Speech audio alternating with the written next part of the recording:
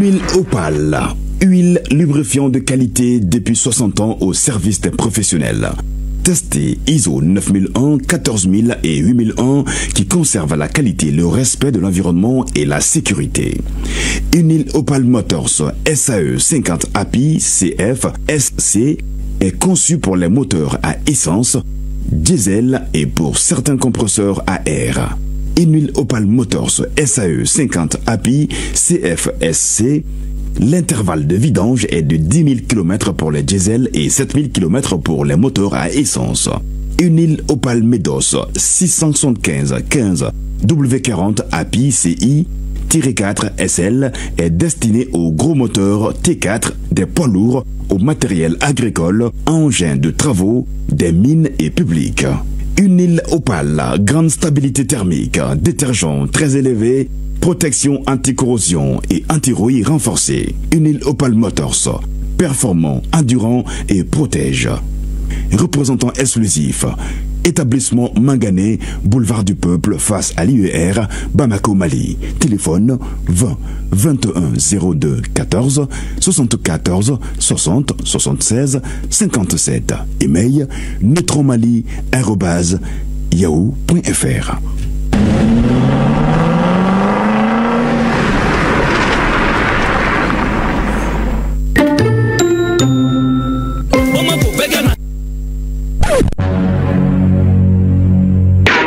Ni kilinga bafleni sa onga masake onga boss onga ba shogo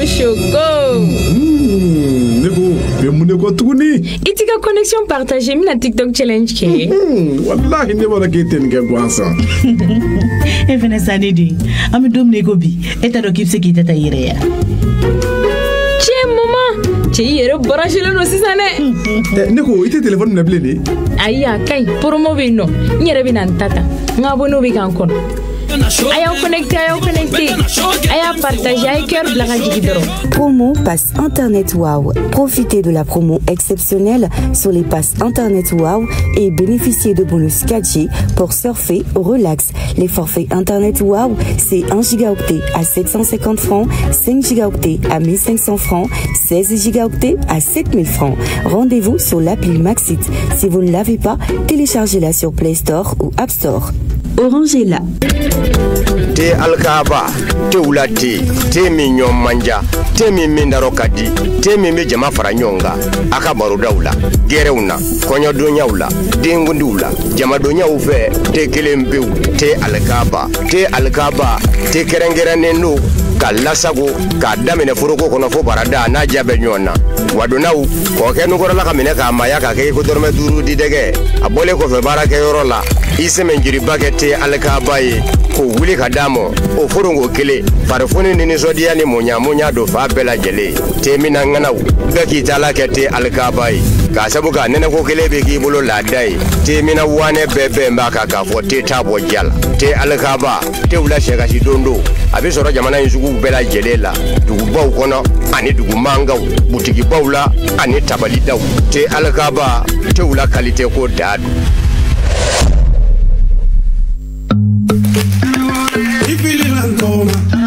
Afo mama di denge, mama di sisoko denge, hakoli denge, dabo koli denge, koseku denge, jakite seku denge, kabo dabo denge, dabo mama di denge, jikine denge, burema jikine denge, hakote mola, kota nove mola, blende bendisila, mama jolende bejuna.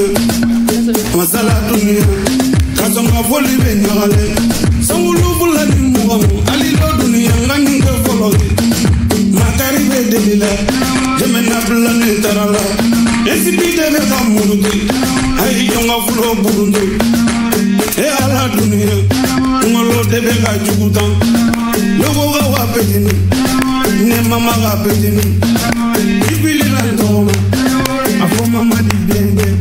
Mama di sisoko denge, hakuli denge. Merci à toute l'équipe de réalisation dirigée par mon DJ Confiance Awo Traoré de Adé ni bora mal la drogata anglais wa jamano la droni ko luka fo Traoré te seka fo Traoré se fa Traoré ni yoroni digira jara la gaula jara la gaw aya gato ni obe magaw fasay ani aw fa korobaw ani ulu fasay voilà aw chewre amba fene ka kulubakari kala même na soro ni kolo chaman dira mo bo du na seka bekari voilà ayo bisimla ko kura malien chenam so dem senani ma koroba sinangu ya banga jamana india ko sebe adobe do la Traoré la kaw nu bandro ni jira la kaw fene wulu do Traoré la kaw babla ni anga duguja ma anga sinangu ya anga jamana sisi to mambe ga klito yoro la Traoré nu jaro mana bendro ay wa dugu fene be ni ko ni mbolokele Traoré mbulugili lo njara ba fla be fe abaketi ni ne ko ngo Traoré domina antra Traoré la ni ngo jara domina fana ay tugo to na kadaka nchebe Traoré nchebe jara okuma malien bela jene ni sogomani watina aw bisimila kukura aw jam kam mandi kene kani o greni mili mbi hakli jagabo temundi awma bebi hakli jagabo fi si yoro la kaniso ndia di awma émission yam to wala o kene kadaka kene kuma foli oni ordonnance be damaraka kadaka ni ala meganya ka a conseil o bato kanya akacha la fe mbo chama mege fili kono be bo filu kon nala okuma amba fo bela jene makako bisimila bi teneyi octobre kalokli ta ani saba samba fla ani muganduru anyuru fo ngame octobre kalokon nana ni kalu barka mai o ambe do ke ala kan bela jene hamina ko no ya munu mangene ni wakati ala ka kene adu uma ala ka laba ko mandi ambela jene ma ka dembayati ku ala ka bela jene garde ko funi dem sanu ma ta kala ala ka kala man no wi sura su sufru kuna ala ka chance mandi uma ka sibagaya duma ka nga jamana ke ansa ko ay wani kalu barka mai kon nana fen chama be nyugo ndeme kaludu ani denkere feli kereri o kaludu boranga jamana ko no ami hine nyugo na kuju o kuni kaluna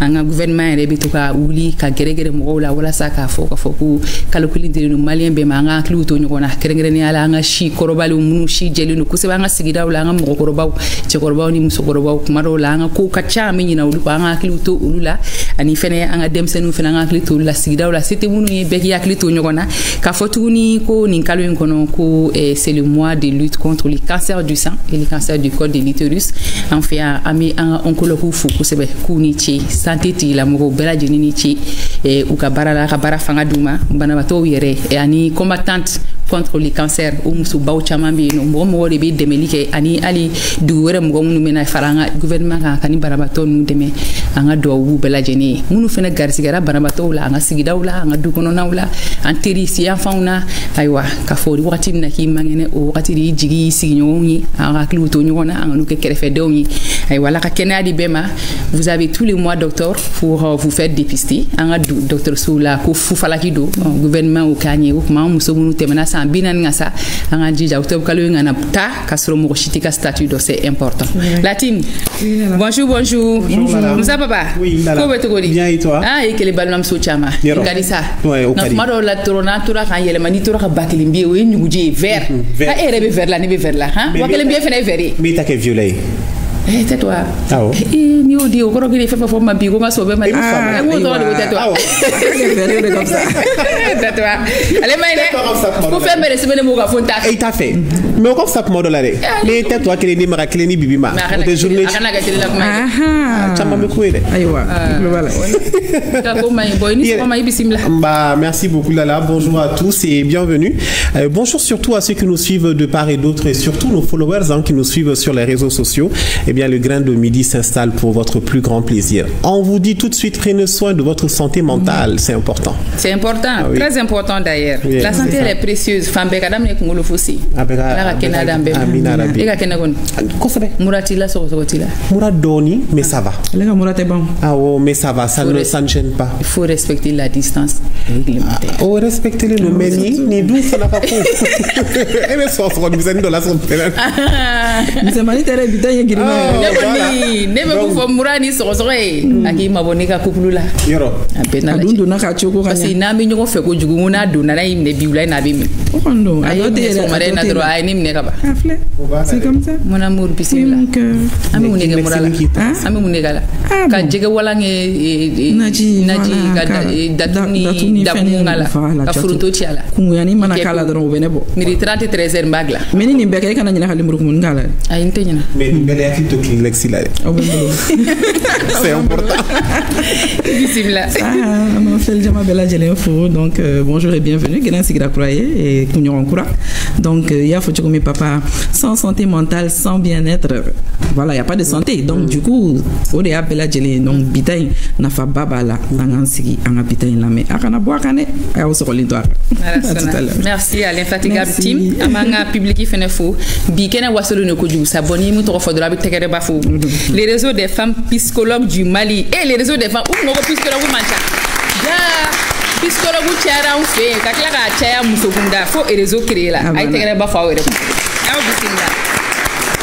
Les étudiants en psychologie. Olu be fanime. Aw bismillah. Faut être armé de courage parce que nous on se demande même sur psychologue ou les femmes rurales pour annoncer la célébration de la journée de la femme rurale. On me dit que c'est couplé à la journée mondiale de l'alimentation. Manger sain, manger équilibré. Papa, 10 octobre, c'était la journée mondiale de la santé mentale. Exactement. Et donc, a traduit fait quoi fait parce que c'est la journée mondiale de la santé mentale qui est célébrée chaque 10 octobre en lien avec l'OMS. C'est l'occasion de sensibiliser l'opinion publique en question de santé mentale et de mobiliser les énergies en faveur de la santé mentale. Et dans le monde, toutes les 40 secondes, une personne met fin à ses jours. Et chaque année, ce ne sont pas loin de 800 000 personnes qui mettent fin à leur jour et d'autres plus encore qui ont fait une tentative de suicide. Et il faut dire que chaque suicide est une tragédie qui frappe une famille, une communauté ou un pays tout entier et qui a des effets durables sur l'entourage. Le suicide touche des personnes de tous âges bien sûr, et est la deuxième cause de décès dans le monde parmi les 15 et 29 ans. Deuxième cause. Exactement. Wow. Et ce qui doit alerter surtout, c'est les 40 secondes. Oui. Oui. Ça veut dire que seconde binan, seconde binano binani, mo clémé dankarike aéreka djenatekela. Dans le monde, hein? Dans le monde. Ce qui est alarmant. Donc c'est alarmant. Au de la journée d'Irama, le 10 octobre. Exactement. Donc 10 octobre là, je pense que communication bakangake, ka sensibilisation ke et ka sigi ka fo chamanke, wala sa ni mo mi e digun soro, ça la ka suko niveau ma, ni sera ka nyefo, i ka don refeni bita nyefo romna parce que en plein ni wakati na mo be sera ngo confier, c'est ça. Enfin ni confier mo la tigi be boni ou bestra, madola tu souffres en silence, mo te boa kalama. Ewa, ala kan beti nyumana. La mangumana mbema. Merci beaucoup Moussa Papa Aidara. Et aujourd'hui, dans les grains des Midi, nous mettons en lumière un sujet souvent ignoré, mais mal compris, mais pourtant bien réel, la dépression, ce mal silencieux qui tue au Mali. C'est le thème du jour. Et ni anga katu kona ujate mine, kanga famille kona ujate mine, nous anga dukono na we sigida ou moko chama debe dikun kono. Ou de sukun kono nana et ungania ou la ou katabulu la. Ces personnes souffrent. Mais ute songa osé ka akuma nyefo moko ina fone boraka foto komna e ali munu yere dala blala madola uluku tanyefo moko ba fuluma ko ça va aller. Mais derrière ces mots se cache parfois une grande détresse. Il t'a soro jilatike chamamike et ça va aller nous ko fait ma chamana mobe freiner ou te carrière ta au-delà. Et la dépression, on va dire, c'est pas une faiblesse, c'est bien une maladie et elle touche toutes les couches de la société. Avec ces besoro et demseni chifina va musu cheu et duba kono mo fukatasi et ali tugudala mokoma avec ces besoro. Mais en hakilna et jume teminga pourquoi ce silence et comment reconnaître les signes de la dépression et surtout comment aider sans juger. Oui, c'est ça. Et quand mo deme ka soro ima atigi ka juger et amena sigi ka kuma ureka. La dépression, une douleur silencieuse qui tue ici au Mali. Pour en parler, nous avons deux invités, la team. On a invité Folali Docteur Daouda Guinoye, Doronodou Aounyagla, ingrédient Bébamboulou, tout les psychologues. Ça va? Docteur Guino, Ibisimla. Merci. Mais il y a Orozim Nikana, non, il y a Doronon May. Il y a Foko, il y a lutter contre la Kousebe. Ibisimla. Ba antiwele la ntoko Daouda Guindo ni akili docteur ni afra docteur titre académique parce que na afra docteur appellation Flado. Il y a le titre académique qui a docteur en tant que tel et Barala. En midi fou et dans le cadre de la célébration de la journée internationale de la santé mentale. Quand on est en dépression, quand il y a et à statistique où quand akilila somi akilila sama kana non seulement population fan fait décideur ou fan fait ani demasa ou fana fan fait là donc on y ayam wele jaranye. Merci beaucoup. Merci. Igino ibisimla la émission dia ikere fait ambalma msoubino ali fene psychologue, elle est la présidente du réseau des femmes psychologues du Mali, madame Tira Kanouté. Ibisimla. Merci. Ikanouté. Obeni sawama. Effectivement les madame Kouaté Tigida Kanouté fana e akili docteur mais bimi enseigner psychologue musulman olu farla ñonga ko sayna kay réseau de blessé nga dere ni kurado na tagale nya fe réseau mba ere ida donc ne kon garsige do na la bi ka présidentier nyana dana daranka ni ban kun korota ko sebe parce que bon de la mega ko psychologue ko mancha oh ni muso ere chara la fuga réseau créé je pense que oui kun korota ko oui ala ka ta fanga di amina bara no ami actu du jour et on est lundi et papa a beaucoup d'informations pour nous. Ouais. Juste après les jingles.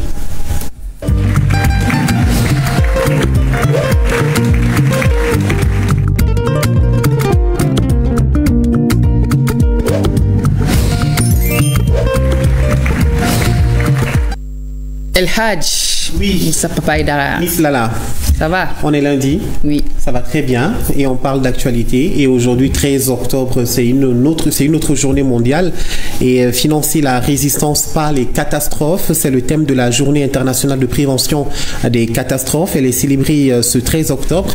Il s'agit de sensibiliser les uns et les autres à la réduction des risques et à promouvoir une culture mondiale de la prévention des risques. C'est-à-dire mieux vaut prévenir que guérir. Cela s'applique aussi aux catastrophes, qu'il s'agisse d'aléas climatiques ou technologiques. Autre actualité, à Tombouctou a été célébré hier dimanche les 700 ans de la grande mosquée de Djingaribert à travers une grande mobilisation pour son crépissage. Rappelez-vous, cet édifice religieux a été construit par l'empereur Kankou Moussa en 1325 de son retour du pèlerinage à la Mecque. Ce grand événement placé sous le haut parrainage du président de la transition, le général d'armée Assimi Goïta, est rendu possible grâce à l'association des ressortissants et sympathisants pour le développement du cercle de Tombouctou. Eh bien, cette célébration a enregistré, en plus des différentes communautés de la région, les partenaires de la culture qui ont tenu à immortaliser cette date. Et l'actualité à Bamako, c'est le carburant. On parle de carburant. Vu la situation au niveau de l'accès aux hydrocarbures, les jeunes s'investissent. Cela à travers l'initiative Anjoyoro. Elle consiste à sensibiliser et à aider les pompistes à bien distribuer et vendre le carburant. L'objectif, c'est de permettre à la population d'avoir accès au carburant. Et c'est une contribution de la jeunesse aux efforts des autorités de la transition. Voilà. Comme on a vu sur les images, c'est très compliqué en ce moment. Bon, ces jeunes-là aident les pompistes surtout à avoir les carburants. Voilà. L'association Anjoro. Donc on termine par cet ouvrage. Et femme sahélienne, actrice clé des transitions réussies. C'est un essai lucide et percutant, voilà, qui explore la place centrale et pourtant souvent invisible des femmes dans le processus de transformation politique et sociale au Sahel. À travers 15 chapitres autonomes, l'auteur met en lumière le rôle des femmes sahéliennes en tant que pilier de résilience, d'innovation et de paix dans un contexte marqué par les crises, les coups d'État et les défis sécuritaires. L'auteur, c'est bien sûr Mohamed Abdelahil El Khalil, penseur, sociologue et également philosophe engagé. C'est un membre du Grain. Oui. Il passe très souvent dans l'émission. Voilà. Voilà. Ambafo. Voilà. Et kakila tuguni ka nyagate yere fu. Ambafo. Fo français. Fo français. Ouvrage idée nga to ga nyefila khane. Khafsa. Khafsa. Ah oui. Femme sahélienne. Bekata ni kala ha. Actrice clé des transitions réussies. Sans les femmes, maman, donc il faut que nous ayons des fénégadons. Aïe, ni na kan kala ne, anga joro da joro ka bunku sebe ko sebe. Merci beaucoup pour ces informations. Amedo Angatem Kononana et la dépression, une douleur silencieuse qui tue au Mali. Ça n'a pas assez à silencieux malheureusement. Dépression yere mouloude ne da kwa kila moto wabuka banali do Docteur Daouda. Dépression abinya fotokoji. D'accord. Munelu. Banado wala ma wakati to le yakili beta avec la kana. D'accord. Et merci beaucoup. Et déjà, il y a une dépression définie. Parce qu'en fait, nous sommes là. Nous sommes allés à l'hôpital sans fait. Nous sommes allés là. Nous sommes allés Adamade yoro fly. Farikolo ni akili. Farikolo be bana yoro. Akili fana be bana. Mais anga jatemine famba be farikolo ga ngateme akili yoro ka. Donc oye akili na jigi be yoro. Ali ne min be ga fo en tant que psychologue. Ta soro ni kamana gagner soro ni kodo ene soro. Mi meta ka ne bolo da. Ne tonyon fana be minnu ye akili docteur ye minnu mene toboto pour que ngase ka basi. Oye kuma folo ye. Kuma flana chama ni ko anga société kono ko dépression ou bien ko stress bila. Mo ba fo ko to bonado. Et mo ba fo yere de kesi gun ba ni ma yere. Donc il y a fo sogono, il y a fo grena. Ali baragaro la yafo. Ni ma beni mo minnu ba don. On va faire karsa fila yɛrɛ ma dɛ k'a ko dépression b'ale donc o ye fɛn juguman ba di et o bɛ tali kɛ n ka kuma fɔlɔ kan k'a fɔ ko adamaden yɔrɔ fila farikolo ni hakili o kɔrɔ ko mɔgɔ bɛ ɲinɛ hakili yɛrɛ de kɔ mɔgɔ hakili de dun fɛnɛ fɛn bɛɛ et hakili bana fana tant que i ma fini bila tant que u ma chaîne sirilen tigɛ la u b'a fɔ ko foyi t'i la o de pourtant i bɛ bana dɔ kɛ o n'i ye pyramide sanitaire lajɛ hôpital ye niveau 3 de i b'a ye bana dɔw bɛ o bɛ ɲɛnabɔ CSCOM na dɔw bɛ ɲɛnabɔ CCRF la o b'a fɔ dɔw bɛ yen tant que i ma taa spécialiste voir o tɛ ɲɛnabɔ mais a bɛɛ ye mɔgɔ kelen de o a bɛ ten fana donc o tagalen ɲɛfɛ ka na dépression défini dépression ye nisɔngoya kuntagalajan de bana don n'a fɔra nisɔngoya kuntagalajan parce que n'i ye an ka terminologie ninnu lajɛ i b'a ye k'a fɔ définition k'a fɔ ko nin y'a définition bakuruba en tant que tel o tɛ mais i bɛ se ka kɛ fana hakili wɔsi ou bien nisɔngoya kuntagalajan misaliya bɛɛ banni bɛ kɛ yɔrɔ bɛɛ o bɛɛ bɛ examen échoué o maa si tɛ salle in kɔnɔ yan min bɛ ka gɛrɛn na yan minnu bɛ ka gɛrɛn émission sur k'i ma deli ka échec sɔrɔ o tɛ yen an bɛɛ delila ka échec sɔrɔ mais a échec kɔfɛ i b'a ye k'a fɔ i bɛ se ka relever i bɛ wuli i bɛ taa ɲɛfɛ pour que ka se ka i ka diɲɛlatigɛ kɛ donc ni o nisɔngoya y'i sɔrɔ o waleya kɔnɔna na n'o kuntagala janyana ka se fo tile 15 ma n'an b'a fɔ 2 semaines donc ni a sera 2 semaines ma e bɛ ko min kɛ kɔrɔlen i b'a fɔ yɛlɛko i b'a fɔ entretien kana parce que an bɛ na an b'an maquiller an b'an pari an bɛ na malgré ni an échec sɔrɔ an b'an pari an bɛ taa an ka baarakɛyɔrɔ la malgré n'an échec sɔrɔ an b'an pari an bɛ taa ekɔliso la malgré n'an classe redoublée mais an n'an dɛsɛra o parili bɛɛ la n'an dɛsɛra foli in bɛɛ la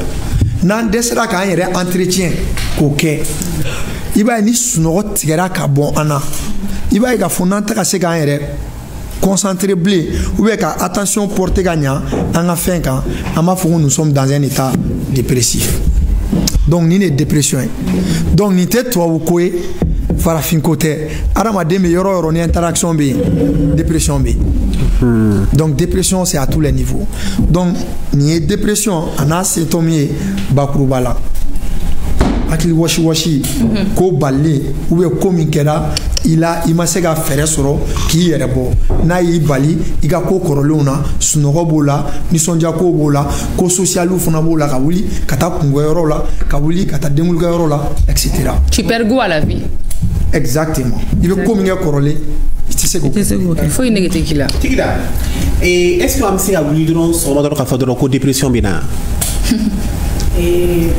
A ye fɛn dɔ fɔ comme a ye dépression a y'a définir a y'a fɔ ye ko nisɔngoya kuntalajan an kan ka fɛn dɔ bila an kunna adamaden bɛɛ bɛ yen nɔ an bɛ to k'a fɔ bi ne timinan man di bi ne nisɔn ka bon c'est à dire que diɲɛlatigɛ taabolo yɛrɛ la kow bɛ kɛ adamadenw na an tɛ se k'o bali stress in an ka fɛn dɔ ka taa k'an bolo da an tɛ se k'a bali i tɛ se k'a bali mais i bɛ se ka kow de kɛ ko minnu bɛ se k'a kunbɛn donc timinangoya in a bɛ an bɛɛ la a bɛ sɔrɔ fɛn dɔ fɛ ko dɔ kɛra i la ou bien ko dɔ ma k'i la don dɔw yɛrɛ la i bɛ se k'a expliquer ni ne y'a to ne timinan man di bi ne y'a to ne nisɔn man di mais don dɔ e yɛrɛ b'a fɔ ne yɛrɛ t'a dɔn fɛn min bɛ n na donc an kan ka dépression ni o fana bɔ ɲɔgɔn na dɔɔni n'o kɛra i la k'a kuntala janya a y'a fɔ cogo min na fo ka taa se wagati dɔ ma a ye tile 15 tɛmɛ n bɛna fɛn dɔ fɔ a ye adamaden fɛn fɛn bɛ yen capacité dɔ b'an bɛɛ la fanga dɔ bɛ bɛɛ la o fanga o de b'a to ko minnu bɛ na an ma degunna ko la i yɛrɛ bɛ se ka dɔw ɲɛnabɔ i kɛrɛfɛ mɔgɔw fana bɛ se ka i dɛmɛ ka dɔw ɲɛnabɔ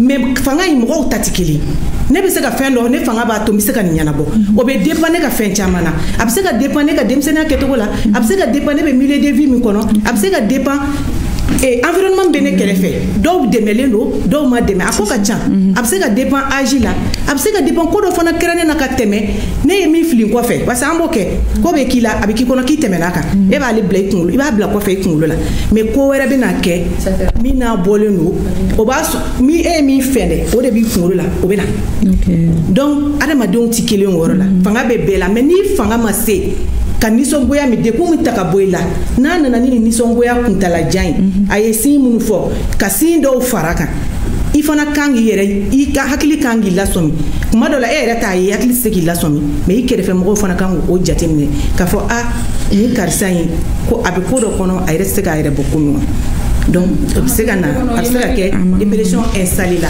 mais n'ale fana installée la a tɛ girin ka warakata a bɛ na dɔɔni dɔɔni an b'a fɔ n'a ye tile 15 tɛmɛ ma se k'i yɛrɛ bɔ ani fana ni sin dɔw nana sin bɛ se ka na i bɛ se ka sɔrɔ mɔgɔ la i bɛ sin fila ye i bɛ se ka sɔmi n'o y'a sɔrɔ i bɛ sin dɔn ou bien kɛrɛfɛ mɔgɔ min bɛ dépression sin dɔn a ye sin tamasiyɛnw yira par exemple an ka exemple dɔ ta sunɔgɔbaliya bɛɛ kɔni b'a dɔn adamaden normal temps dɔ b'i bolo i ka sunɔgɔ i bana ka da togo togo sunɔgɔ mana nin ma hali i sigilen i bɛ sunɔgɔ sunɔgɔ t'a ka juru to i la sunɔgɔ t'a ka juru to mɔgɔ la o de bɛ fɔ an ka bamanankan na ko sunɔgɔ t'a ka juru to mɔgɔ la i kɛra mɔgɔ modèle o modèle donc sunɔgɔbaliya in n'i y'o jateminɛ fɛn min ye normal ye n'a bɔra normal kɔnɔ e bɛ k'a ye a tɛ ka se ka kɛ i kan k'i yɛrɛ ɲininka mun de bɛ ka na parce que fɛn dɔ de bɛ na n'a ye voilà o b'a la dɔ bɛ yen nɔ e bɛ dumuni kɛ mɔgɔw b'a dɔn e ka dumuni ko ka bon mais don dɔ la dɔrɔn dumuni yɛrɛ nege bɛ se ka na bɔ e la a bɛ ka taa ɲɛfɛ a tigi tɛ ka se ka dumuni kɛ aw dun b'a dɔn ale tigi yɛrɛ ka kɔnba yɛrɛ ye dumuni ko de ye mais sisan dumuni yɛrɛ a tɛ fɛ k'a ye o bɛ se ka kɛ mais mɔgɔ dɔ bɛ yen i b'a sɔrɔ a bɛ dumuni kɛ normalement mais a bɛ na ye k'a fɔ a tigi fana bɛ na changer ka kɛ dumuni ba kɛlɛ parce que dɔw fana ka fɛn bɛ taa ten quoi a tigi tɛ dumuni kɛ ko kɔngɔ bɛ na dɛ dumuni de b'a dɛmɛ ka évacuer ka a yɛrɛ hakili lafiya a b'a kɛ kunfɛ dɔrɔn a dusu dusukun tɔɔrɔlen don a bɛ dumuni kɛ. On connaît changement dans ta vie là dɔrɔn ça veut dire que tu es dans un état dépressif.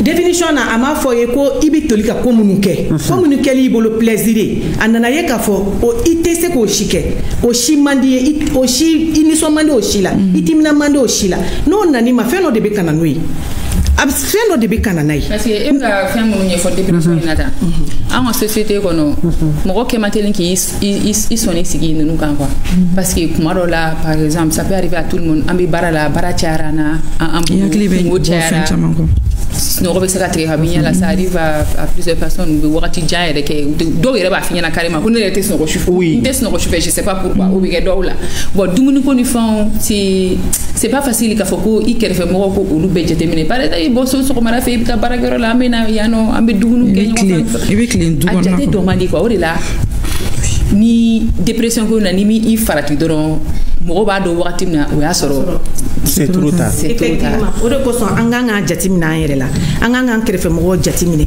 ko min ka di karisa ye ka kɔrɔ a tɛ k'a kɛ olu dɔrɔn t'a sin ye sin ka ca komi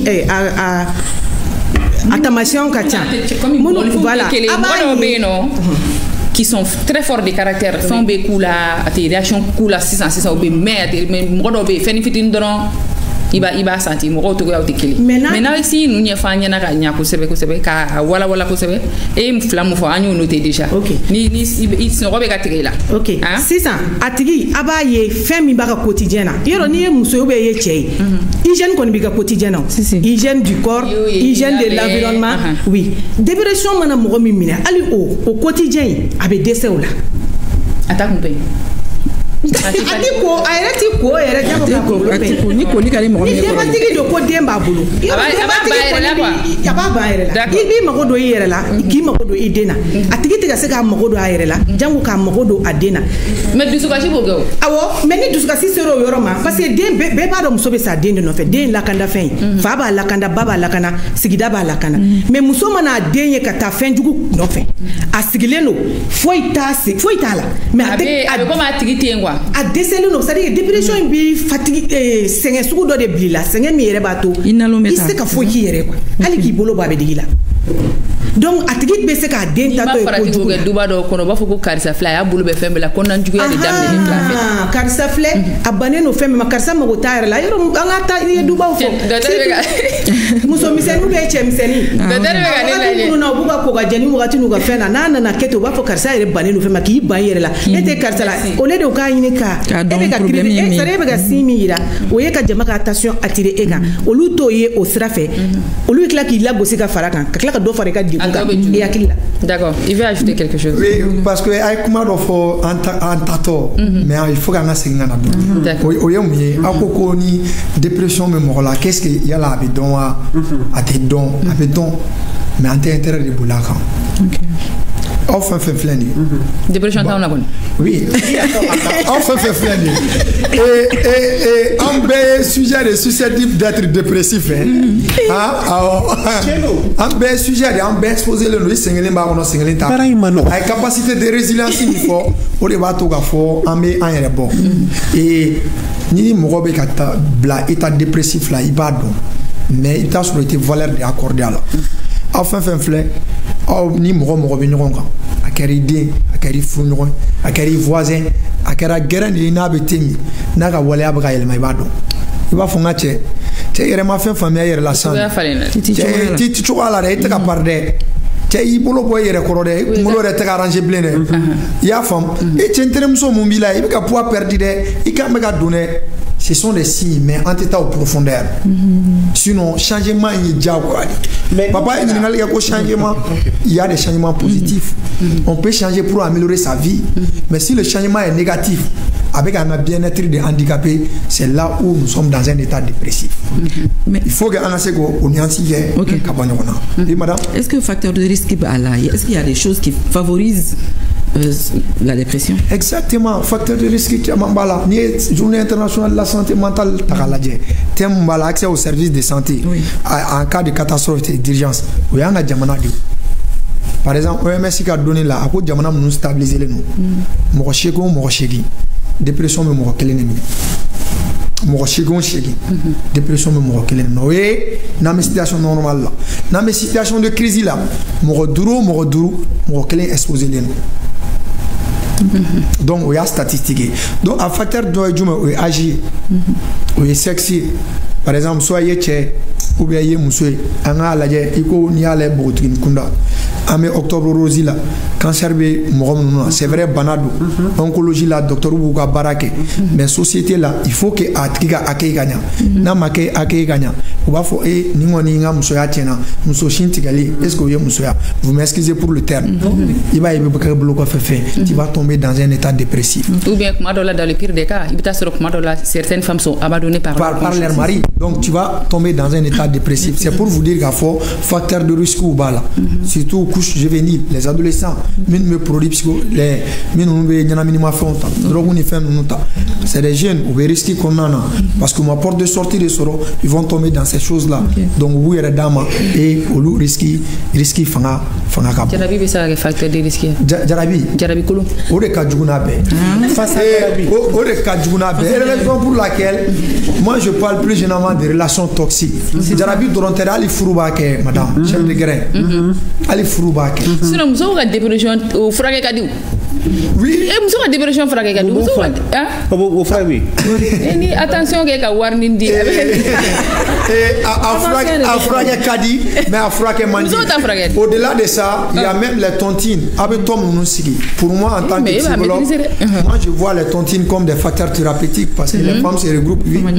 Muso be ɲɔgɔn sɔrɔ u b'u kungo fɔ ɲɔgɔn ɲɛna u b'o la o y'a inconvénient dɔ mais avantage fana b'a la papa. Mais amitié toxique dɔ bɛ k'olu kɔnɔ. J'arrive n bɛna relation toxique développer comme a kumana Jarabi kan mais avant que nga ko la atu mu fana be ye facteur de risque fort an ye muso ni fɛnw cité avantage mu fana bolo an b'olu fɔ les tontines muso ka tontine c'est des lieux de rencontre où en baw ni en kɔrɔmuso bɛ ɲɔgɔn rencontrer gɛlɛya min bɛ furu ni fɛn kɔnɔ o b'a fɔ dɔ b'a fɔ u ye bilasira ɲumanw di ɲɔgɔn ma olu ye facteur de protection olu ye avantage dɔw ye a ye Jarabi fɔ oui parce que ni sujet a bɛ ne passionné trop oui mais yɛlɛ parce que mɔgɔ caman bɛ hali furu kɔnɔna na u bɛ relation toxique kɔnɔ u t'a dɔn parce que furu ye fɛn i taara diinɛ fɛn fɛn na i taara laada fɛn fɛn na ni furuɲɔgɔnma fila cɛ ni muso u ka épanouissement u ka se k'o sɔrɔ u ka bɔ yɛrɛ la u ka se k'o sɔrɔ denw ani siyɔrɔ ani fini kɔfɛ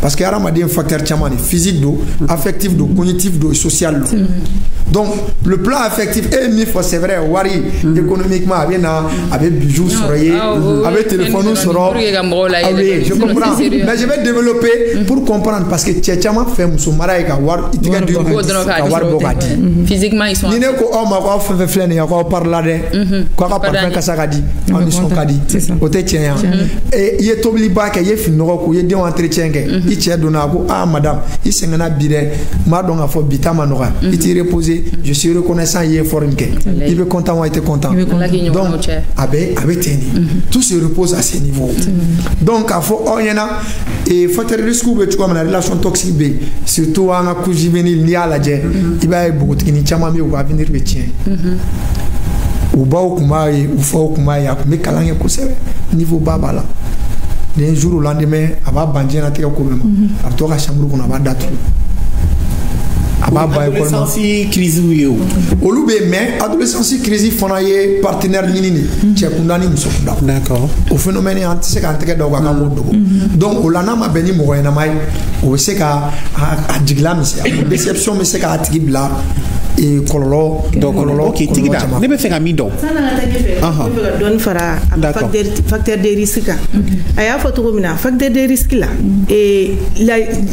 jateminɛw y'a jira k'a fɔ mɔgɔ min ye den min mansa ye dépression kɛ chance b'a tigi fana bolo ɲɛfɛ ka dépression kɛ den yɛrɛ awɔ ka dépression kɛ dépression i b'a sɔrɔ dɔw fɛ yen nɔ dɔw u b'a kɛ épisode c'est à dire dɔw fɛn na a tɔgɔ ye di ni génération na dɔ b'a kɛ mais o kɔrɔ tɛ ko diyagoya ko bɛɛ b'a kɛ n y'a fɔ a ye cogo min mɔgɔ fanga bɛ mɔgɔw la fangaw tɛ kelen quoi dɔ bɛ se ka kɛ a bɛ se ka kɛ nin fɛn bɛ tɛmɛ dɔ t'a kɛ mais a bɛ système héréditaire dɔw b'a don kɔnɔ k'a fɔ k'a bɛ kɛ o sansi fɛ ani facteur de risque la a ye bana fɔ maladie chronique fana bɛ mɔgɔ minnu na bana mun bɛ yen nɔ n'a b'i la i yɛrɛ b'a dɔn k'a fɔ fura tɛ c'est à dire fura b'a la k'a ta ka i bɛ fura de kan kudayi mais i bɛ to fura in kan fo ka taa se i ka saya ma parce que a dɔw tɛ kɛnɛya donc o fana kɔnɔna na o ye facteur de risque ye parce que o tigi bɛ o bana min hami na o bɛ se ka na ni a kɛlen ye ka dépression kɛ ni mɔgɔ ma a tigi accompagne maintenant a ye yɔrɔ dɔ ta ka se musow ma n bɛ fɛ ka n dani to o yɔrɔ la n'a ma ɲɛ ko musow ka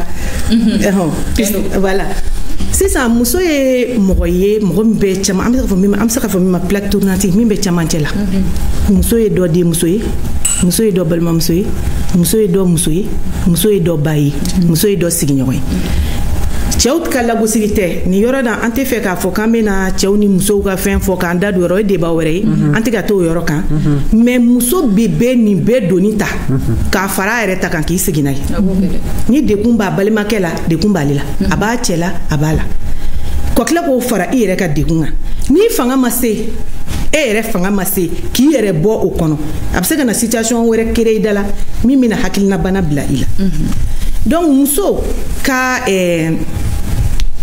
lafiya tɛ dɔrɔn a n'a cɛ ko ye an ka taa furu yɔrɔ la i bɛ se ka kɛ muso dɔ bɛ yen a n'a cɛ bɛ ɲɔgɔn faamu mais furu ye jamakulu ka fɛn de ye a bɛ taa bila yɔrɔ dɔ de la sigi kɔnɔ o sigi bɛ se ka gɛlɛya muso ma cɛ bɛ se ka kɛ a ye b'a la a y'a faamu mais se t'a ye ka bɔ a la a dɔw bɛ kɛ cɛ t'a ye parce que sigi dɔw bɛ yen n'i bilal'o la mɔgɔ a y'a fɔ cogo min relation toxique mɔgɔ toxique bɛ yen min b'a kɛ ani bɛ ɲɔgɔn sɔrɔ mɔgɔ min na o ɲɛna i b'a fɔ a k'i du n'o tɛ a bɛ min kɛ e la e ni ale de b'o dɔn donc o bɛ kɛ min ɲɛna hali ni e ko k'e b'a fɔ o tigi b'a gosi ka bɔ i da et pourtant a bɛ tan parce que ale ɲɛ bɛ min na ale ɲɛ b'o de la donc n'i bilal'o muso tora o suguya olu kɔnɔna na kuma dɔ la muso yɛrɛ de kuma data c'est à dire a kuma kan tɛ mɛn a tɛ kɛ comme kuma data bolo dɛ a bɛ se ka kuma a bɛ se ka fɔ nin bɛɛ na mais a tɛ lamɛn an b'a banaliser mais statistique kɔnɔna na a ka ca muso kunda de wa a ka ca muso kunda de séparation bɛ cɛ minɛ a bɛ muso minɛ mais a bɛ ka ca min bɛ cɛ minɛ o mana doubler o de ye muso ka chiffre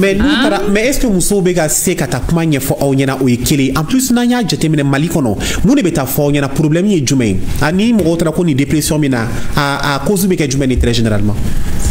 Bon, d'accord. Mais comment tu gagnes au boulot? D'accord, ça, aspect clinique.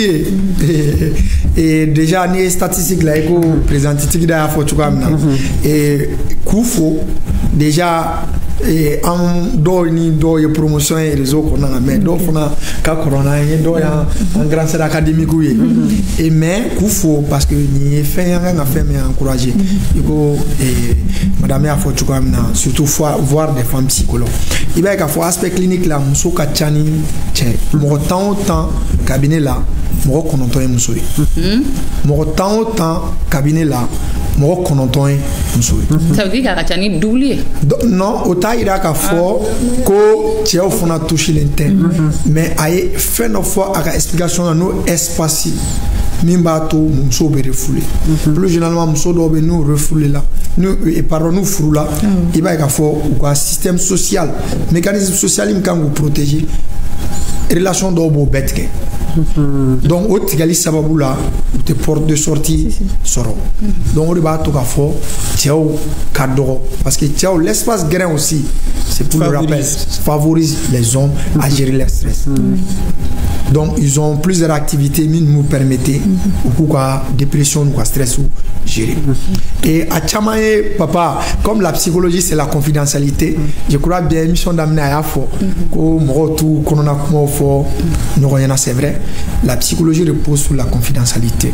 Et bien il faut psychologue dans cabinet kono o de trop inache. Il n'a pas droit à bonner aux informations. Ah oui, il fait faire la main il beba kono. Chamame. Donc, chamame papa. Donc, à bébé, ante boni aye amba garli. Mais bakuru bala, chaman taille des relations koué. Nous fournerons. Peut-être au départ où sigler nous, camin kono. Furu tagale nyefe o make a bete musaka ko fanfela jigila tigala la déception et tchè ko soutien au départ mais finalité là tchè bora ka ke tchè make soutien tchè musuflana et bon musuflana parfois ça arrive mais il y a aussi ces problèmes d'hygiène qu'on ne parle pas. Je suis psychologue, il faut avoir le courage de le dire. D'hygiène entre les partenaires au sein du couple. Souvent morodobe couple là ta soro côté hygiène ça n'y a pas fan et furu fona vous m'excusez et furu bateau fona be furu bateau yoro la fona ta soro hygiène yana maté téléphone ko fona be sekana morobe téléphone ko fona ye paramétrer parce que lo doye li sanfla ke cyber café bouda au téléphone digi tenté to yire bi ni che sigle sur le téléphone babulu na la digi avec un téléphone avec un mais avec des là ou avec des là ou bien nani muso soro allez yo avec téléphone avec ta yele téléphone fait avec mon na avec yele ala drone bo do ni ma exactement alors pourtant qu'il y a donc qu'il y a on va se ali jalousie to pousser parce qu'en relation toxique il me faut tchelo be wa qu'il y a fanga porto donc ni wala ou be ba to ka fo ou be comportement do développer ni me muso bla kololo konana do ta fana denko faut pas oublier do ta denko parce que do ma gasige dena donc un facteur kacha papa mais muso kachani che d'accord amna ta dugu kono nana iba ke to am ta dugu kono nana ay ami dugu kono boko fana ngareke kasoro parce que c'est vrai que avec mon fota bon dépression font benita masrine font de après faut ka ngakuma moko karanga et silence ka briser tout dit surtout ka clara na ni solution e kana di wakana pour éviter le pire parce que ni a déterminé bi mo iba me donc doit réfléchir troisième point hein doit réfléchir non donc o ya ina tarafo nye fa gelera kuma chama ne ta soro mo ngere o madili galu da wa chen kili ka fo mo donc mo be sra hali ku confi donc qu'est-ce qu'il faut faire amna tadu hono mo de fere ni ngaflo nasro lui rebe dépression donc et Khadija Aidara alega et rubrique on a la be fo mako à vous la parole et c'est maintenant.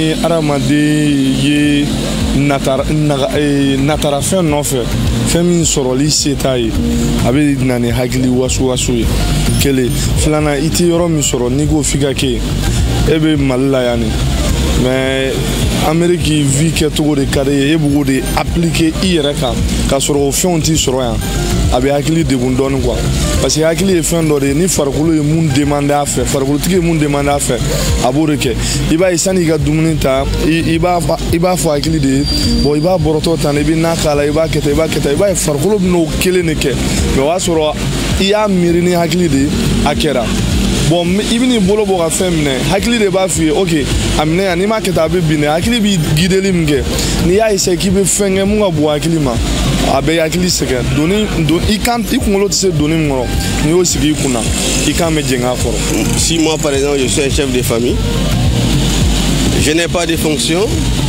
je sais que le quotidien n'est pas assuré, mais ça va, je serai obligatoirement très mal à l'aise quoi. Donc ça apporte vraiment de la dépression quoi. Moralement et physiquement. Je prends un exemple sur des enfants dont les parents n'ont pas du tout le temps de s'occuper d'eux. Les parents sortent le matin très tôt, ils reviennent encore très tard et ces enfants-là sont très généralement perdus. Ils ne savent pas ce qu'ils font. Donc ça peut aussi apporter à mon avis de la dépression. Il n'a pas fait mes séties, il trouve qu'il y a quelqu'un. Bon, on a assez de gens qui se limitent au hakli washi. Oui, qu'il est bien bon à gagner dans le cas. Il m'a fait une solution sur là. Il y aura bien là. Mais il n'a pas qu'il est na hakli washi. Fika mo soro, mi to qui consoler. Kabla sera dima, wala sa hakli washi kanana. Mais on a des personnes d'obi. On va hakli washi mo chama mo faire do. Existant dans le dos. Le froid calentant ni fait on ta. Ka hakli washi bula. Kosoro abana tula. Ali tana do torsula. Ko hakli washi bana bula. Kosoro beka existant ta eb masa ita kalama.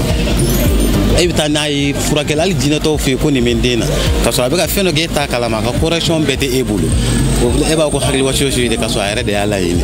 Kunkololako caya ani denmisɛnninw ka ko kunkololako cayara dɔrɔn hakili waso bɛ bila i la i bɛ ko dɔw jateminɛ yanni ka dugu jɛ hakili bɛ panpan kuma dɔw la yɛrɛ i bɛ ko dɔw jateminɛ ne kɔni t'a dɔn n'o ye kɔrɔ ye ko dɔw jateminɛ k'i b'a kɛ i b'i don so kɔnɔ a bɛ bɔ i kɔnɔ den fɛ n'i sera sisanga dɔ ma a b'i minɛ i sera sisanga dɔ ma a b'i minɛ mais min bɛ étonné denmisɛnninw ta de bɛ étonné denmisɛnninw minnu sisanga ma se yɔrɔ la olu ta de bɛ n dabaliya ban awɔ u jaw wuliwulilen don ten u yɛrɛ ma hakiliw bɛ waso ten bon kuma dɔw la ne yɛrɛ b'a fɔ n ka denmisɛnnin dɔ ma n ko kuma o mun ye nin bɔ e kɔnɔ ne yɛrɛ hakili ka ɲi kuma dɔ la n'olu ta ye n kɔni tɛ denmisɛnninw ta sabu dɔn n t'olu ta ko cayaw don wa ne kɔni m'a dɔn. adamaden ka kunnata ka ca y a trop de soucis i b'a sɔrɔ baarayɔrɔw la problème bɛ yen sigida la problème bɛ yen n'i taara so kɔnɔ problème bɛ yen par fini a tigi yɛrɛ i b'a ye dans la rue il est toujours dépressif a bɛ kuma a yɛrɛ ma ka taa dɔn o de bɛ na n'a ye.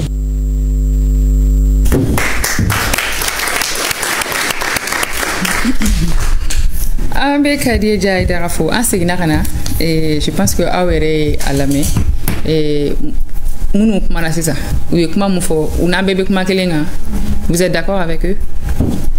Oui, ni an ye kuma ta bakuruba la wagati dɔ la point dɔw bɛ an bɛ ɲɔgɔn sɔrɔ o kan mais yɔrɔ dɔw bɛ yen fana a kan ka fɛsɛfɛsɛli dɔw la dɔɔni parce que wagati bɛ an tɛ occasion sɔrɔ ka kuma santé mentale kan donc ni a présentera wagati dɔ la an ka intervention na bɛ caya et ça vaut le coup u ye facteur mɔgɔ caman ye facteur cité donc ni ye laɲini kɛ i m'a sɔrɔ o y'a tante ye c'est vrai o bɛ se ka kɛ cause dɔ ye adamaden ni i jigi bɛ fɛn dɔ kan n'i m'a sɔrɔ soit waati dɔw yɛrɛ la a bɛ dévier complètement k'i bɔ i ka sira kan n'o ye dɔ fana ye éducation kumana éducation kan dutigi minnu bɛ bɔ wagati sɔgɔmada fɛ u bɛ na fo su kolen donc u t'a dɔn denmisɛnninw ka lahala bɛ cogo min na u bɛ denmisɛnninw bila u bɛ repère de perdu i b'a ye éducation na u tɛ repère sɔrɔ i b'a ye o de la wagati caman dutigi caman bɛ u ka sɛgɛnlafiɲɛbɔ wagati ani u denw u tɛ ɲɔgɔn faamu i b'a sɛgɛnlafiɲɛbɔ bɛ kɛ wagati min na u ni denw u tɛ ɲɔgɔn faamu parce que wagati min kan ka kɛ ka valeur inculquer den na denw m'o sɔrɔ o wagati donc ale ka sɛgɛnlafiɲɛbɔ wagati retraite wagati i b'a ye k'a fɔ denw tɛ ɲɔgɔn faamu o tigi fana bɛ se ka bin état dépressif la dɔw fana kumana stress kan stress ni dépression ni y'u symptôme lajɛ a bɛɛ symptôme kelen stress ani dépression a bɛɛ symptôme kelenw de i ka kow bɛ changer a bɛɛ o kelen mais danfara bɛ yɔrɔ jumɛn na o ye intensité ani fréquence ye kɔɲɔ b'i bolo ou bien e denmuso ka kɔɲɔ bɛ yen kalo nata wagati dɔw bɛ kɛ o i hakili bɛ keleku su fɛ i b'a fɔ ne bɛna jama bisimila cogo di a bɛna kɛ cogo di o stress ça c'est tout à fait normal donc si le stress ni o ma gérer ka ɲa o bɛ se ka o de b'i pousser ka taa dépression na mun b'a to f'a bɛ taa se saya ma o ye i bɛ idée minnu développer les idées suicidaires par exemple e bɛ jigila bɛ fɛn dɔ kan ou bien e ka nafolo tiɲɛna misaliya la e kun ye commerçant i ka nafolo tiɲɛna nafolo tiɲɛnen i ma jigi sɔrɔ k'i basigi i ko e muso ma na k'i tɔbɔtɔ e denw ma gɛrɛ i la k'i tɔbɔtɔ o y'i kɛ bolokɔfɛ fɛn ye i b'a ye k'a fɔ e ka jɛnatigɛ i b'a fɔ nafa t'a la ni ko ko nafa t'i ka jɛnatigɛ la mun bɛna i kunna o ye saya de i b'i yɛrɛ faga e k'a fɔ 100 o 100 mɔgɔ minnu y'u yɛrɛ faga mɔgɔ 98 an bɛ b'olu ta kalama munna ni ko aw an'an lajɛbagaw an bɛɛ bɛ bɔ a kalama mais an tɛ intérêt de accorder a la mɔgɔ b'a f'i ɲɛna ko ne ye examen jɛ ne bɛ n yɛrɛ faga kulonkɛ kuma tɛ dɛ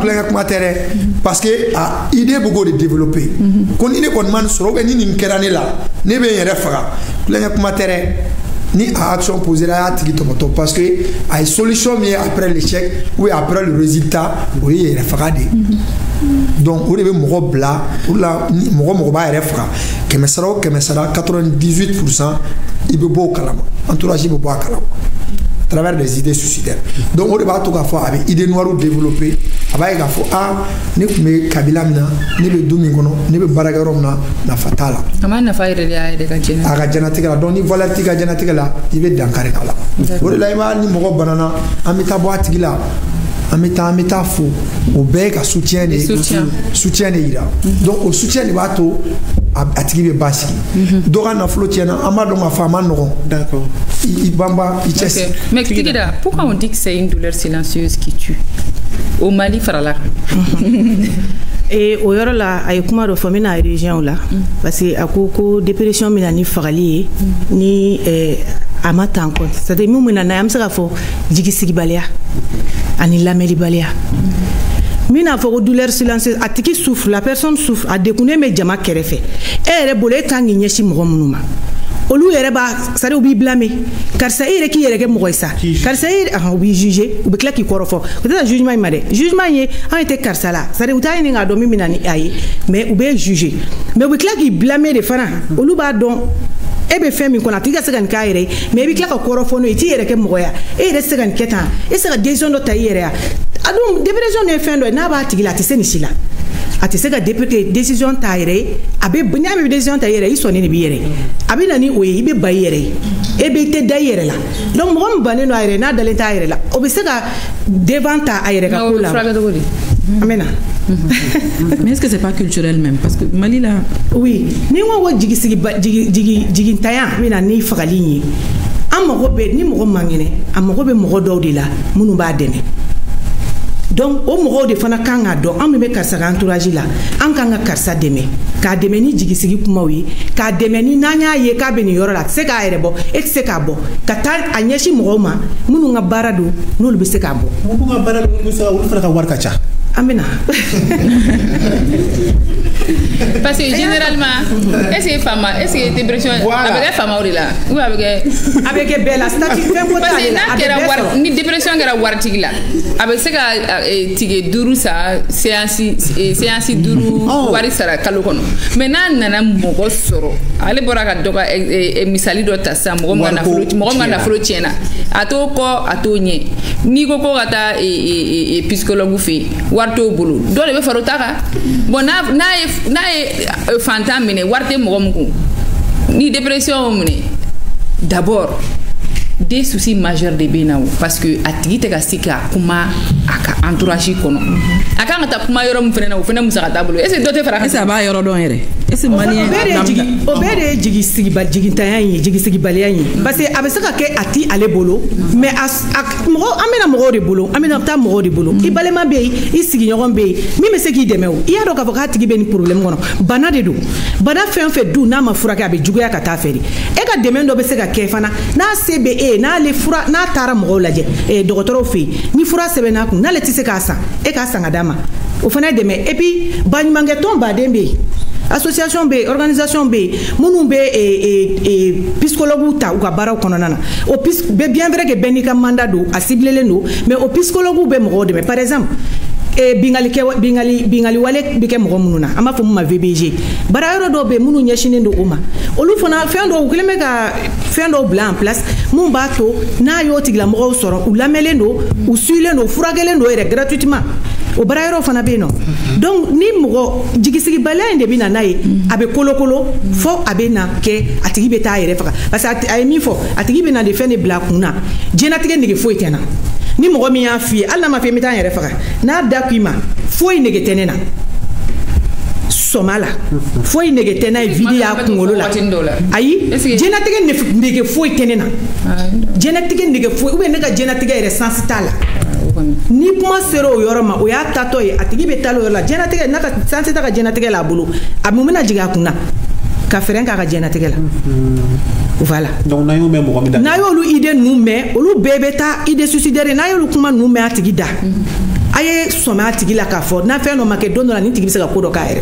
mais o be lameli de ke dro wa be fura fene di an be lameli de ke aya fo to be dépression ate giringa juguya yira an yo fo kuma kono nana ka fo ka be phase ke a phase normani be moyen be sévère be normani kono nana ni dépression si ye au moins 5 ye si duru au moins au dedo atigi amat 2 semaines teme na fo sa ay commencer ka simu yala amat teme 2 semaines kan ou be docteur ya soro abe ka sui amat ka bi 2 semaines kono na sera ka docteur ngame psychologue de ma a sera ka noya kai no ma se ka ke na ya ye sin ka tia ale fana ya sui ama se ka noya kai dokun fula kono na aka blakata aye fendo yala si do fara la aba blakata docteur hakili docteur de fana fi hakili docteur flay anta psychologue tay kuma psychologue te fura sebene donc docteur mu do be docteur mu do do spécialisation de benendo oma ou be fura sebe o fura nu fina ta duga ona be psychiatrie ya fuma psychiatrie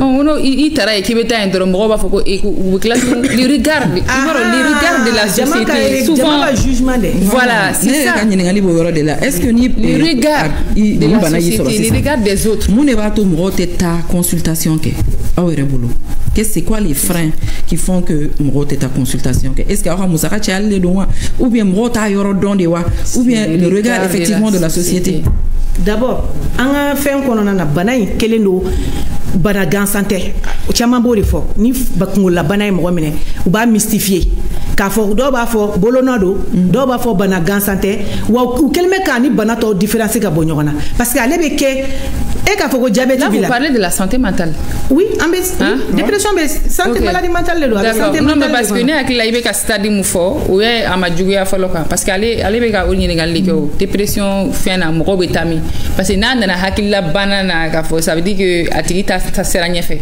oui ale ko qu'est-ce que mo mumbato mo teta edi ni quoi voilà mais quand non qu'est-ce que abaro est-ce mumbato mo teta edi ni d'abord frembe dugumao ebe milieu mi ko ebe environnement kono nolu maseka e femme ke ka bana femme e rebe sera parce que ni kunda hakilla bana furage bagaw ka déjà hal ni fate e la na make ni bo fay parce que ni pour psychologue bolo droga na psychiatrie la psychiatrie la drom roba foko mara ni be psychologue bolo ni ko psychologue ka ne sui déjà obi blakata o kadri konna na do bu dogo de ka psychologue be ka suyo ite ikere mo ya dodoro fana ba fo dona c'est à dire olu yere bi stigmatiser tellement que ke bolo den ta machin tellement que e rega fin tobe juga ite femme to awa kabino la o kele mega akuri de a qu'est-ce que awa kabino ngara sutura répondre à la question à ma club bibiga question pour répondre là pourquoi les gens partent pas et est-ce que c'est par rapport au coût les gens ne partent pas par peur du regard des autres par peur du jugement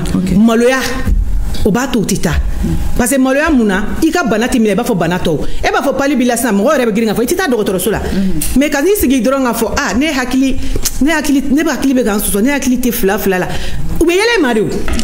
Est-ce que toi-même avec yɛrɛ mina est-ce que yɛrɛ b'a dɔn ka fɔ o don i kan ka taga mɔgɔ ignorance fana b'a la i bɛ ka min fɔ dɔnbaliya c'est ça dɔnbaliya b'a la non seulement banabaatɔ yɛrɛ t'a dɔn an tɛ u tɛ signe dɔn u tɛ bana ninnu dɔn u bɛ minnu cɛla olu fana t'a dɔn bana hakilila bana ye bana ye min dɔnnenba tɛ an fɛ yen. Est-ce qu'il faut attendre à ce que ka signe yɛlɛ pour i ka taa psychologue fɛ yan ou bien on doit consulter un psychologue périodiquement. Ni yɛrɛ b'a dɔn k'i degunnen don ko ne bɛ degun min kɔnɔna na ne yɛrɛ tɛ ka se ka bɔ nin degun kɔnɔna na taa psychologue fɛ yen n'i fana ye si minnu fɔra ye n'i ye fila ɲɔgɔnna i yɛrɛ la sɔmi i ka taa mɔgɔ fɛ yen min b'a ɲɛdɔn i ka t'i ka kuma fɔ o ye.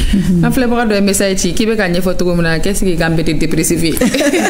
Oui, mais parce que quand on parle de sommeil, s'il faut dormir 8 heures par jour. A b'a signe na de olu bɛ signe na mais an y'a fɔ ye ni signe de kɛra ni signe cayar'i ma et puis signe ninnu na i ma se ka a gérer wagati dɔ kɔnɔna na. O de la i kan ka taa mɔgɔ fɛ yen min bɛ se k'i dɛmɛ k'a gérer sinon ne y'a fɔ a ɲɛna n k'an bɛɛ bɛ degun kɛ o ye courant de vie normal yɛrɛ ye. A fɔra ko surtout aw yɛrɛ psychologue yɛrɛ bɛ anw yɛrɛ bɛ degun dɔrɔn tɛ dɛ anw yɛrɛ bɛ dépression kɛ. Awɔ o tɛ voilà mais denmisɛnninya la fɛn dɔw bɛ kɛ mɔgɔ dɔw la u bɛ kɔrɔbaya mais u ma ɲinɛ a kɔ mais a tɛ ka u dan k'u ka diɲɛlatigɛ la dɛ a tɛ k'u tɔɔrɔ dɛ mais ni fɛnnin dɔw kɛra dɔrɔn ni fɛnnin dɔw kɛra dɔrɔn a bɛ segin ka na olu fana kan ka taa psychologue fɛ. A fɔ ma les blessures d'enfance mais avant qu'un blessure d'enfance développer coût disponibilité des psychologues c'est intéressant i bɛ taa psychologue voir ni foyi t'i la. Okay. Pour prendre une décision, pour se marier, pour s'engager pour un projet. Oui, tu peux aller consulter un psychologue. Donc ce n'est pas seulement en situation d'anormal qu'il faut aller voir un psychologue. Ça c'est le premier élément. Il y a aussi le coût. C'est vrai, il ne faut pas être mis fort. Le coût est un peu élevé. Parce que la psychologue humanitaire de là, il faut le dire. Humanitaire de là. Mais il y a peu de cliniques là. Clinique la niveau clinique c'est-à-dire minnu bɛ accompagnement kɛ en dehors ka sɔrɔ structure logo tɛ. C'est vrai il y a min fɔ a ko ka ca mais on est en train de voir pour que k'a lajigin ani non a tɛ amu la donc pour que ani consultation normale tɔ bɛɛ ka kɛ kelen pour que ka se ka. mais ɲininkali in dun barika dun b'a la n'a kɛra amu la o ka fisa o. Oui on est en train de voir. Parlons de Ikoko si c'est consultation normale. Oui. Après la ni madame Page la te alkaba te min bɛ jama fara ɲɔgɔn kan a ka barodaw la gɛrɛw na kɔɲɔdonyaw la denkundiw la jamadonyaw fɛ te kelen pewu te alkaba.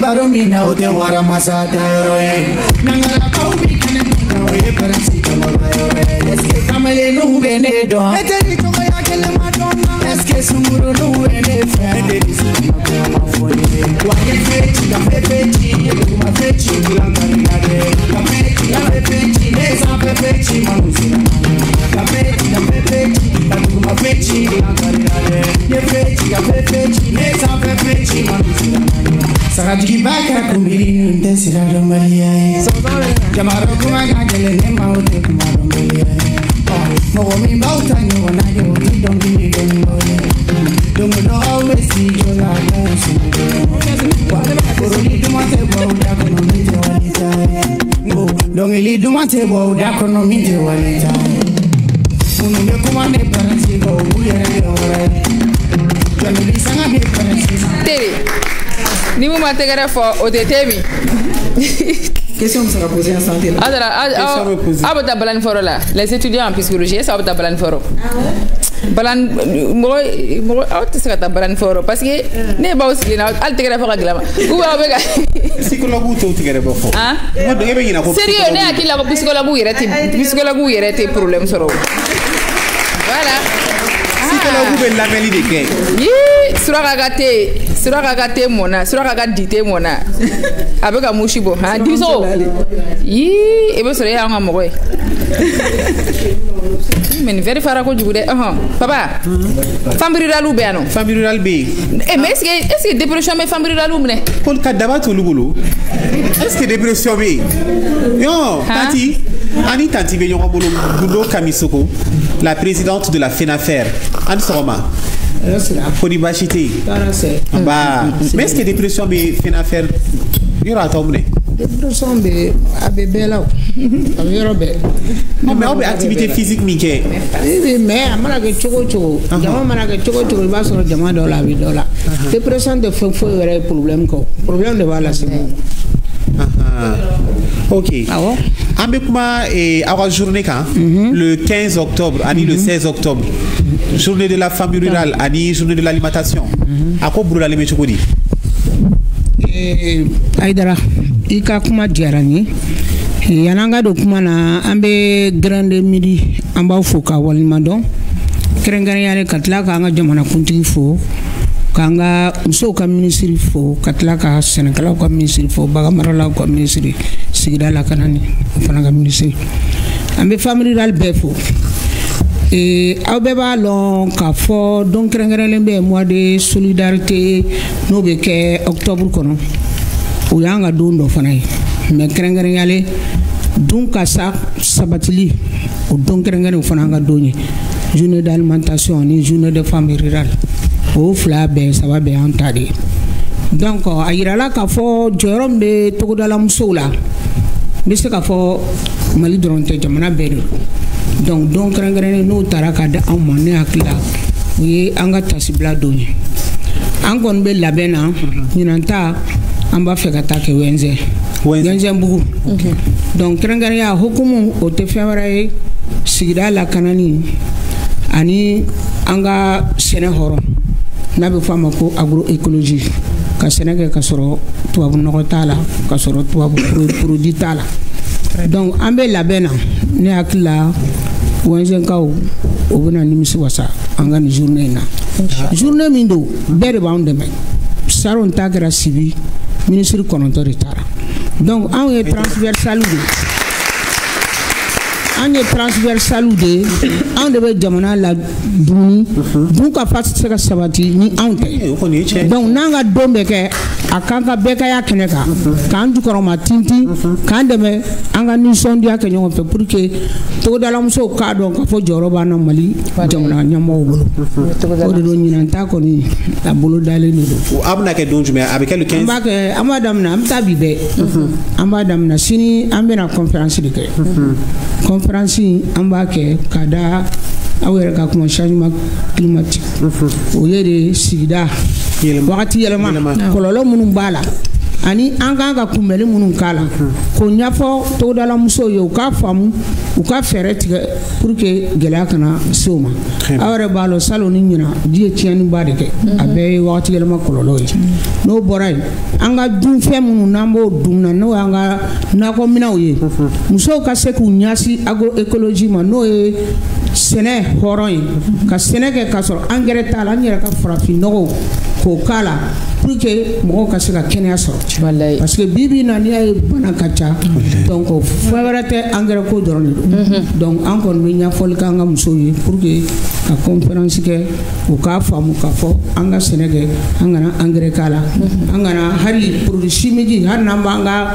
forow traiter a ka k'an yɛrɛ ka bagaji dilannen min bɛ se ka kɛ an ka nakɔminɛnw na n'a tɛ na ni bana ye donc o de don ala sago sago papa. n'i taara foire agricole min na n'i taara u ka nakɔfɛnw sɔrɔ yen o de la i b'a dɔn ko c'est tellement bio non FENAFER mɔgɔw fana an b'u fo dumuni sanuma c'est très important an bɛ kuma di FAO mɔgɔw fana ma u ka fila fɔ comme o de b'u dɛmɛ olu ye journée de l'alimentation ye journée de l'alimentation ko bɛ FENAFER fana dɛmɛ journée dɔ in na madame Kulibali Fodi baasi tɛ yen baasi foyi tɛ na alhamdulillah FAO fana kelen bɛ ka mun bolo da aw bɛ k'u dɛmɛ cogo di ɲinan yanni n ka kuma daminɛ n bɛna foli lase grande midi mɔgɔw ma aw minnu y'an invité ka na bi an ka se ka dakuruɲa dama dama fɔ journée mondiale de l'alimentation na an bɛ jamana ɲɛmɔgɔw fana fo ka ministres fo ka se ka faw yɛrɛ ɲɛmɔgɔ an ka faw ɲɛmɔgɔ k'u fo parce que olu fana sɔnna an ka na ka na sigi Grande Midi kɛnɛya. Journée mondiale de l'alimentation o ye donba de ye faw kɔnɔ. Munna parce que ale yɛrɛ ye faw yɛrɛ sigila diɲɛ kɔnɔ a ka date de création. Donc c'était le 16 octobre 1945. Donc FAO créé là. C'est-à-dire guerre mondiale nous banna dɔrɔn FAO de créé là pour que ka kɔngɔ kɛlɛ diɲɛ kɔnɔ. Donc a san yɛlɛmɛ de bɛ bɛn 16 octobre a san yɛlɛmɛ. Donc san o san festival de do an bolo. Donc o ye mondial ye. Mali yɛrɛ kɔnɔ a sigila an fɛ yan en 79. Donc ɲinan ye a san 45 ye Mali kɔnɔ. Mais monde kɔnɔ ça fait 80 ans. Donc ɲinan fête ye festival de ye. Parce que ɲinan ye FAO créé san 80 de. O san 80 kɔnɔ na a kɛlen bɛ festival ye.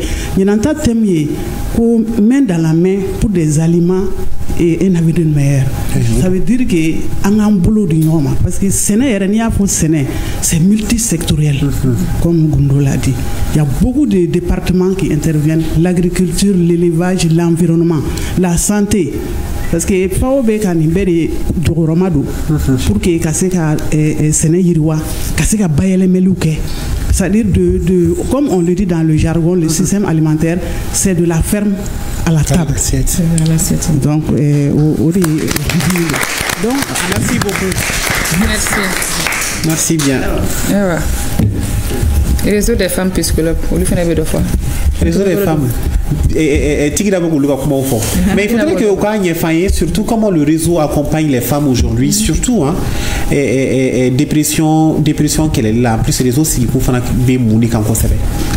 Ami micro dit, aya passé à vous. Voilà. C'est un jeune réseau, c'est ça? Oui, bonjour. Bonjour, il te déjà. Madame Aïssata Cheikh Tidiane Cissé. Réseau membre réseau national des femmes psychologues du Mali. Réseau psychologue comme il faut que psychologie a donné des conseils. Surtout en fait mal là. Avec la chef de guerre et d'armes magarala et ni de goudou for avec ta femme banaka. Anu a iraka fo quoi une thématique minka avec muso de concerner beaucoup plus muso de ta fanga ka bon ala. Bon muso kono fo yoro jumai. Am muso do parce que a chauti là. Non a metanga ton siguro la o yukumai. Gera una assez calme que en bolo. Donc muso ku kono fo nyoron fo ou muso nyoron nyana beaucoup plus. Donc en sigira wala tay ayo kuku kuma mi fo consultation warkacha. Donc réseau be ambe be bismillah. De ko ngai dépression état bi thématique ba din wara ofana. Ami chawlame. Ami chawlame. Ami muso lame. Ami dépression berata wala sa. Ami mo horoba ofene lame. Ambe be ka blade la. Anga présenter a foto kamera ay dere ni fiti ni folo. Amma siki jango ka munuma jango ka tama. Amma ko ba be ka devela. Awe to comme nana awe bulala. Mi fara fe abado amantoni yoro la ambe foli ke cɛw ye kosɛbɛ ibaro cɛw ni muso ye ɲɔgɔn dafala ne ko an ka fɛn tɛ I b'a fɔ an bɛ musow bila cɛw kan abaro ni y'a fɔ ye ka fɔ ko réseau national des femmes idée bɔra cɛw de la aw bɛ da la an bɛ da la cɛ dɔw de initiative ta ka ni idée sɔrɔ ka muso groupe créer ka musow an fara ɲɔgɔn kan ka sɔrɔ ka kuma fɔ an ye musow ka fara ɲɔgɔn kan u ka réseau créer a bɛ musow pour que musow ka fin promotion kɛ u ka prise en charge psychologiquement ka puisque u ka fɛnw ɲɛfɔ ani a prise en charge ka nɔgɔya donc an bɛ cɛ ninnu fo kosɛbɛ an ka docteur ba fila psychologue do olu de ye ni idée sɔrɔ k'a kɛ hali n'a ma tɔgɔ fɔ kɛ plateau ko do n'a tɛ bɛn o ma mais an ka foli bɛ s'u ma. C'est pas un souci, nous on le dit tout le temps i b'a dɔn même n'an ka 8 mars n'an ka 31 juillet sera an bɛ kuma kosɛbɛ an ka autonomisation ni fɛnw kan a bɛ fɔ ko musow ka u yɛrɛ ta u ka se ka fɛn k'u yɛrɛ ye mais on ne dit jamais que ani cɛw ye kelen ye o ani cɛw tɛ se ka kɛ kelen ye an b'a fɔ de cɛw bɛ baara mun kɛ an fɛnɛ bɛ se ka dɔ k'a la i y'a faamuya a mana kɛ yɔrɔ o yɔrɔ poste de responsabilité bɛ ka di musow ma u b'u k'u seko ni fɛnw k'a la an bɛ ɲɔgɔn dafa de mais k'a fɔ ko an bɛna an disi da cɛw disi la o yɔrɔ de tɛ i b'a dɔn hali kuma caman na cɛw bɛ décision ta musow dɔw tɔgɔ la ko musow kana kuma caman na musow yɛrɛ de ye ɲɔgɔn ka dépression cause o cɛ tɛ mɔgɔ caman ta ye muso caman de cɛ caman b'a a muso faamuya mais cɛ dɔgɔnin tɛ fɛ k'i faamu ou bien cɛ b'i faamu a kɔrɔmuso tɛ fɛ k'i faamu donc muso il y a toujours une femme derrière donc kuma caman na i bɛ taa sɔrɔ cɛ caman bɛ fɛ k'an bɔ degun kɔnɔ mais an muso dama an yɛrɛ bɛ fɛ ka ɲɔgɔn don problème kɔnɔ o de la chaque fois n'an nana kɛnɛw kan k'an ka ɲɔgɔn sen bila k'an ka ɲɔgɔn tɛgɛw minɛ voilà parce que ni hali na an association an m'a kuma fɔ yan i bɛ association créer dɔ bɛ wɛrɛ bɛ bɔ o kɔnɔ o fana bɛ taa ta créer donc ce qui fait que a bɛ fan bɛɛ fɛ mais an tɛ ka se ka fara ɲɔgɔn kan donc o ye gɛlɛyaba ye mais an bɛ cɛw hakili lasigi k'a fɔ ko an m'a fɔ k'an n'u ye kelen dɛ an m'a fɔ k'an b'u sanfɛ han mais ne ma kɛlɛ kɛ tɛ lafiya ayi o bɛɛ bɛ dépression la o bɛɛ bɛ dépression la est-ce qu'on parle de traitement ko bɛɛ bɛ dépression la o bɛɛ bɛ dépression la oui madame vous voulez poser oui par rapport au corps médical est-ce que ni taara docteur so la farigan b'i la a bɛ se ka kɛ nin si ninnu caman b'i la est-ce que corps médical est-ce qu'ils sont formés k'a dɔn k'a fɔ nin si ninnu ye fɛn mun ye ka o tigiw orienter ka taa vers les psychologues. D'accord. Et elle avait posé la question blessure d'enfance là. Donc moi ɲinɛ mais an kun y'a bila frigo kɔnɔ dɔɔni. I bɛ se ka fila bɛɛ répondre. Oui c'est vrai a ye min fɔ ça arrive souvent mɔgɔ dɔw bɛ yen n'u ye denmisɛnninya gɛlɛyaw kɛ misaliya dɔ ye min ye mɔgɔ dɔw bɛ yen u y'u ka denmisɛnninya bɛɛ kɛ maltraitance kɔnɔ. Donc waati dɔ kɛra u sera k'u yɛrɛ minɛ ka u timinanja ka sanfɛla sɔrɔ mais i b'a ye k'a fɔ a mɔgɔ masinaw a dɔw bɛ a bɛ manifester genre fila la genre fɔlɔ i b'a ye a bɛ kɛ mɔgɔ ye mɔgɔ minnu bɛ farinya ko fitinin dɔrɔn u bɛ tasuma jigin denmisɛnnin kan communication t'u ni den cɛ chuchuteli t'u ni den cɛ foyi tɛ yen mɔgɔ minnu an yɛrɛ b'a fɔ an ka jargon na société kɔnɔ k'u agirilen don ko mɔgɔ agirilen k'i kana se karisa ka da la dɛ k'a agirilen ba de don a tɛ fɛ ka denmisɛnnin yɛrɛ mais dɔw ta fana bɛ manifester sansi wɛrɛ la o ye olu bɛ ɲinɛ denmisɛnnin na n'u ye denmisɛnnin ye difficulté kɔnɔ dɔrɔn a b'u hakili jigin u ka gɛlɛya la donc u bɛ fɛ ka na chaque fois tellement u bɛ fɛ ka dɛmɛ kɛ hali n'u ye den sɔrɔ u den bɛna fɛn fɛn kɛ a ka ɲi finalement fo den fana bɛ tiɲɛ fo den fana bɛ tiɲɛ donc olu ye blessure d'enfance ye n'o b'i la i kan k'o guérir de pour que i ka se ka i yɛrɛ lasɔrɔ hali a bɛ cɛ kunda a bɛ muso kunda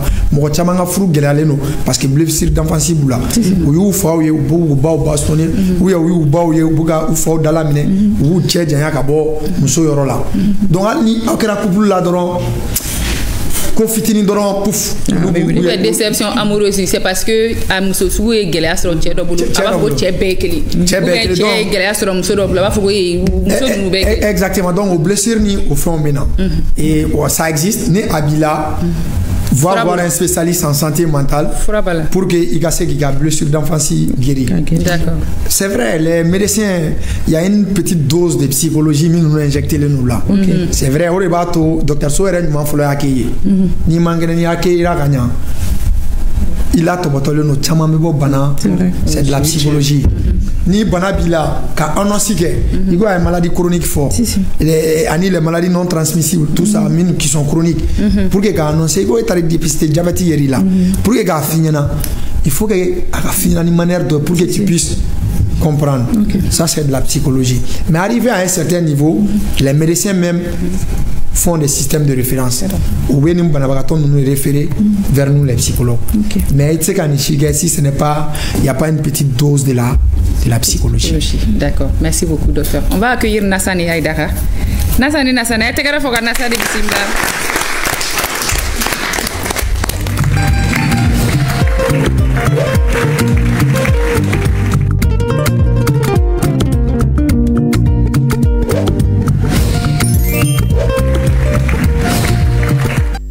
Bezi kalamani avec adjigi. Amna jigi ça. OK.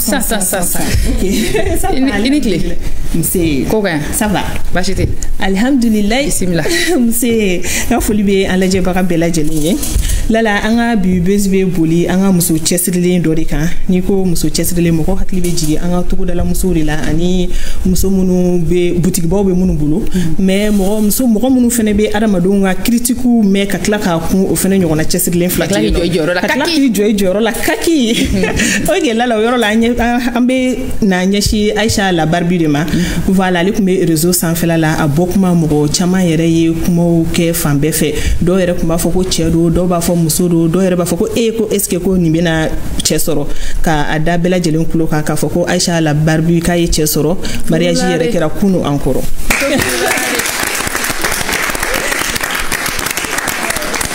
Voilà, Aïcha la Barbie kono ko ale ala ye min kɛ o bɛnna ale ma, ale a ta di ala ma, a kunna ale fɛ. An ka jɛ an ka ka interview dɔ lajɛ. Je suis très heureuse. Beaucoup de personnes ont parlé, donc mais c'est Dieu qui a décidé, c'est ça. Donc à tant que nous bomoshi benena, connaître vous, connaître na chesoro. Oyo lute mais à quelle à la détail. Dans ces camarades les types bomoshi oui. Moi je pense que je ne vis pas pour les gens, je vis pour moi-même. Mon mari, c'est l'un de mes fans. Donc, il m'a vu sur les réseaux sociaux, ça vaut plus de 2 ans. Ma belle famille m'aime telle que je suis. Et mon mari m'aime telle que je suis. Point barre.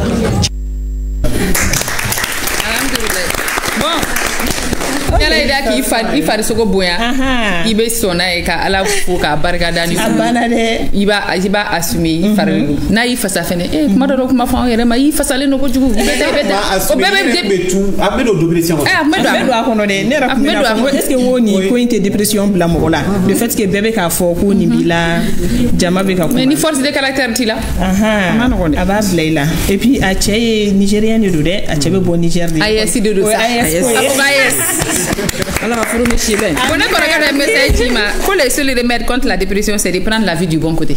C'est vrai. Femme la lori sans stress. T'es psychologue, c'est ça? Bon, alors, et là, la ligne me fait c'est que depuis qu'il y a une émission, il y a quelqu'un qui m'a confié son cas, qu'on a en 1 minute, ni solution, mais c'est qu'à faire parce que la personne est en train de nous suivre en ce moment. Ani Moussouka Kabebe Kile, ça veut dire que à Kungabou, mais quoi faire face à a fasale mogo na bora kenema u ba fo I fasara ikrata faut qu'on assiste à fiancira à ka belle famille fana ba fama ko musokoroni parce que le fait qu'a fasara a été apparenci elle est jeune mais a mo koroba apparenci ta donc ce qui fait que maintenant à tora sokono a te boy le bli kuma bébé fo ama a re tora sokono donc maintenant avec dépression kono na o kaba obulu obisaka mune fay avec en la jeni watina. D'abord, en balamuso, on me sait que minfo, allez ka fasali, aka aire de ya nyini ka fasawa. Kalam, pap me bakila. Ak me bagila, c'est-à-dire aye fami kumba kumula, pression mi kumba kan o de ya to afasara. Ibaro mo wani fi, ibeki yere de quoi. Fasai, est-ce que aller yere accord, c'est-à-dire est-ce que ça à l'aise accord qu'on a fasai na, ou bien est-ce que ça pas à l'aise à kono, ni est-ce que ça à l'aise à kono. O ya yere de quoi. Mɔgɔw bɛ min fɔ il faut que I ka da I yɛrɛ la I ka sɔn I yɛrɛ ye n'i ma da I yɛrɛ la I ma sɔn I yɛrɛ ye mɔgɔw bɛ min fɔ I b'o jati a b'i tɔɔrɔ a bɛ don I kun na o bɛ na ni a filɛ situation min kɔnɔna na qu'elle se dise qu'elle ne vit pas pour les autres d'abord c'est-à-dire a ka solution psychologie fɛn tɛ quoi choix tɛ k'a fɔ ko fɛn bi don min bɛ kɛ yɔrɔnin kelen non mais ka nin fɔ dɔrɔn o ka k'a yɛrɛ hakilinata ye bon a bɛ yɔrɔ min na sisan a yɛrɛ kelen tɛ se tuguni a bɛ taa mɔgɔw fɛ yen minnu bɛ se k'a dɛmɛ psychologue ka baara tɛ tile kelen baara ye kuma de don a b'a dɛmɛ a b'a ka problème lajɛ ka accompagner dɔɔni dɔɔni a y'a faamuya mais an bɛ fɛ ka min fɔ a ye fɔlɔ min bɛ se k'a to ale yɛrɛ bɛ fanga sɔrɔ ka bɔ ka taa psychologue fɛ ou bien ka bɔ ka taa I kuma fɔ mɔgɔ dɔ ye min bɛ se k'a bilasira o de ye ale yɛrɛ de y'a yɛrɛ ye I fasara ni fasa in ka di ye ten o minɛ ten mɔgɔ dɔw yɛrɛ bɛ ka fasa in an sigilen filɛ n'i ye fasa di ne ma bi a ka di n ye t'a sɔrɔ n'i bonyana ni bonya I yɛrɛ tu te sens bien dans ton corps e yɛrɛ bɛ se k'i ka bonya valoriser fɛn fɛn bɛ mɔgɔ la kɛ I yɛrɛ ka valorisation dɔ bɛ bɛɛ la ni n'est parfaite ala ma bɛɛ dilan k'i kɛ ko foyi bɛ la min dɔ bɛ yen ko min man I bɛ ka mɔgɔba de dɛmɛ tan walayi I t'a dɔn fa yɛrɛ n'a dɔn mɔgɔba de mɔgɔ bɛ nin yɔrɔnin na a yɛrɛ k'a dɔn k'ale a bɛ vie a yɛrɛ de ye fɔlɔ ala y'a jɔ ne ka sa ne ka n da fɔ ne ko papa o I b'a ɲininka o cɛ min y'i mariage o t'i fɛ tan I yɛrɛ t'i yɛrɛ fɛ tan n'u ko k'i ye musokɔrɔba ye c'est que a ye denmisɛnnin san 14 bɛɛ a taara e furu n'u ko k'i ye musokɔrɔba ye il faut assumer I bɛ a k'a bila a kunna k'a fɔ kuma dɔ la n'i bɛ sigi dɔ la nous bi envie souvent les gens ils font exprès niveau mina akado le ka ke me uta soro si tu critique quoi iba muso ka kuma me ka to c'est fait exprès me ka to aller bolo parce que na ye fait no fati femme ambe jati féministe oui mais i muso nyon pour que o ga faire ma kuma do le be sigi mi ngona e bu nye elle t'envie au lieu de ce que ta soro bi yara be c'est ça oui donc déjà avec ta belle famille mi no be ta confiance faut marcher l'amour ni j'ai fait faut marcher l'amour na tara no yete na donate au système konana avec nous ale pour le nab ko l'état de nous ko min kain abina odike faka ka yere bibi yere de kinanga na ka papier ni mais comment to je ne vis pas pour les gens à chaque barbica discours là c'est très important bon fait ka kuma ganzan il faut c'est une capacité de résilience c'est ça là le psychologue il va y a capacité c'est la capacité d'écoute il veut faire faux il veut faire poser comme geste à bord d'analyser moi ni à d'abord il faut que la personne arrive à accepter son corps ou des thérapies follow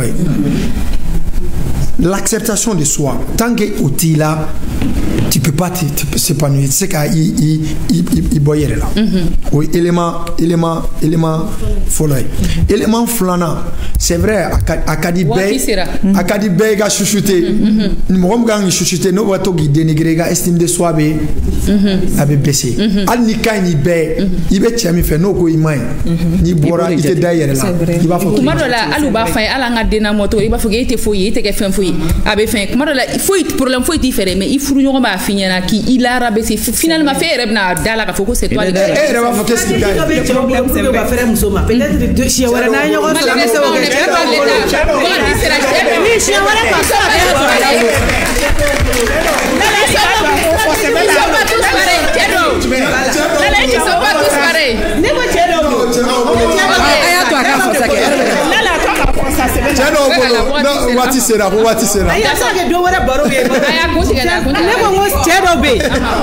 stratégie de rebolo bolo ça dit que olu yere kungolo kono muso yi u sonne me muso yi bu ni feno muso yi bu ni feno la stratégie bu bolo o de ki yara bc o chebi itike ga muso ya la pour que ka ferema yere na dara ko yere ça dit que era be to ale ko e kungolo be ka ale tay tellement que abini ila jigi ki bla niveau inférieur la kaira kale bi sa ko ba soro kungolo ko ayere ba do tigi feno be la o ta ale la de mais pour que ka ferema ki ka sa ko ya ka se ki manipuler na ki mata ya fe gatai faga ninu ne ke ela e ko wato e kungolo kono ke tige yera donc d'accord merci beaucoup j'ai passé avec le ministère de la promotion de la femme bravo et jala la raw ni sanu la raw on ne va tête là amu bela je de fou ay te ka fa ministre et bibi et thème donc mi bolo semaine temele mbe fe ka afo anga mission datuguni ay dans la vie imana ke tukuto la mogo be feno fo do be fo bema I ma de soro e karsa mne ma de soro I fle ma de soro be fo do ma do be yi de ko ka wolo nani bi bolo I ba soro wakati kele do be kasi la fin wala la de nga cha ubulo voilà jena dara ba ta ke tugum na ibe mu foka datu mi me fo doro ay kaw yere fe I mana ke jena tike ko ko le be chama chari la e be ka kashi bi do nyabele ndo ife voilà machallah qu'est-ce que je vais dire alors santé mentale prenez soin parce que c'est très important oui. Surtout que aukana musuka kundi betoka santé mentale ke cheula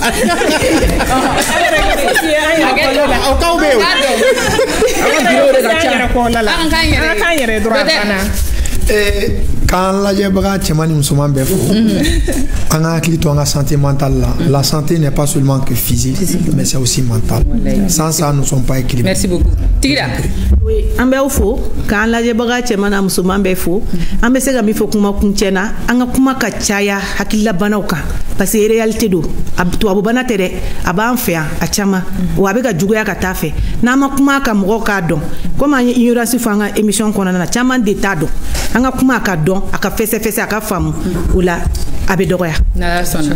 Merci beaucoup à nos invités Dr Daouda Guindo, Madame Kouyaté Tikita Kanouté, les réseaux des femmes psychologues du Mali. Merci à vous. Merci à tous les étudiants en psychologie. Merci aux femmes rurales, et merci à tout le monde, à la team, à l'équipe de réalisation. On va parler de solidarité. Oui. C'est moi de la solidarité. Donc, bon, la team, là, la tourée, on est toujours. I love you. Ciao.